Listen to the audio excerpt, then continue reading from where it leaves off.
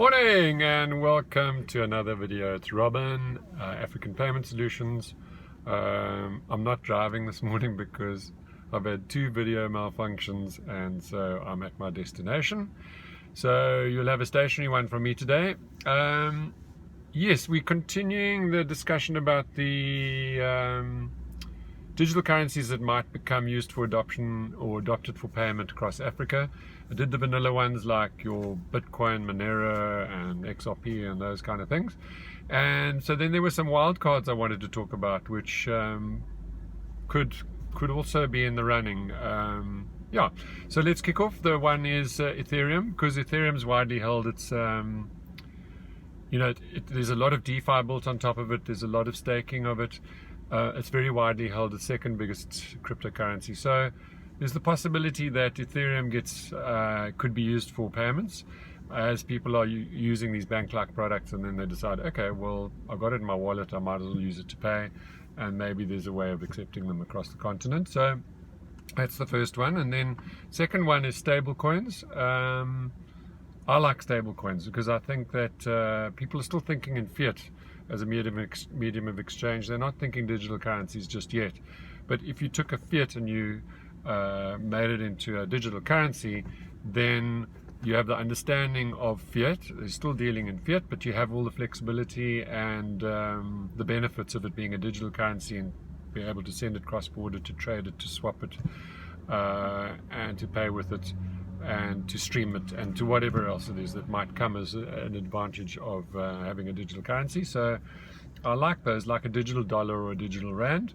And then the third one is exchange coins. I like the idea of, like, I was at a meetup last night and Luna were talking there, and I asked them what are their plans for expansion across the African continent and what products and so on, and they said, look, we just want to be the best fiat on and off ramps, our wallet to be widely held from a consumer perspective.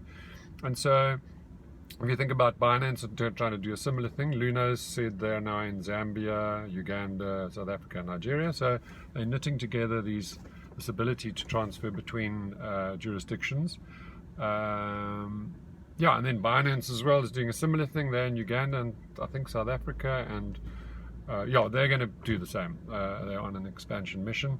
And if you think about the BNB coin, Binance has built a whole lot of products around its BNB coin, and so if it's starting to be used for bank-like products at the exchanges, aspiring to be the banks of the future, then a consumer could have that in their wallet and think, well, actually I can pay with it. And because of the exchange network, it just might become a way that consumers use the native coins of the exchanges to transact with.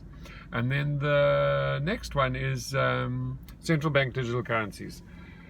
There's a few countries now that are researching using issuing central bank digital currencies.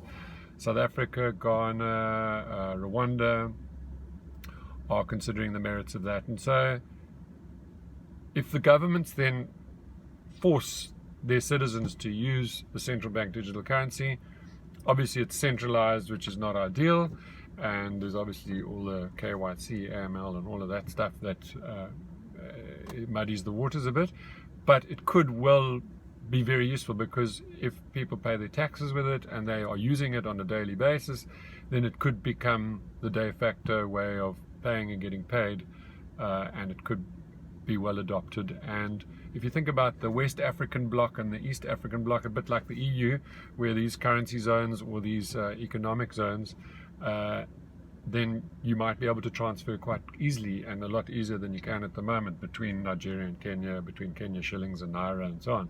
So that could be a catalyst towards people using digital currencies to pay online. And then, even though it's not quite a category on its own, it's big enough to be considered one, and that is social media currencies. Like, let's think about Facebook's got about 2 billion, more than 2 billion users. Telegram 300 million, Instagram's got about 1 billion, and what's the other one? WhatsApp's got about 1.5 billion users.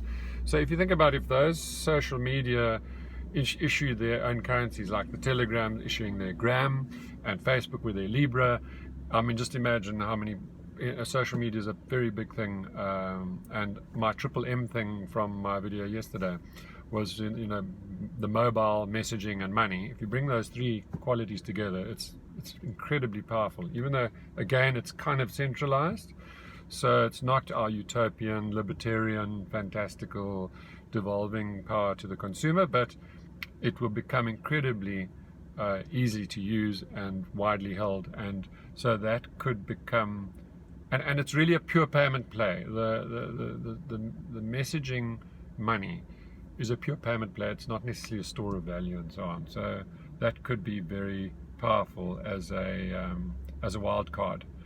Yeah, I mean, Africans live on their mobiles, and cross-border transactions become very popular, and so the ease of use of that will really spur on the adoption of digital currencies.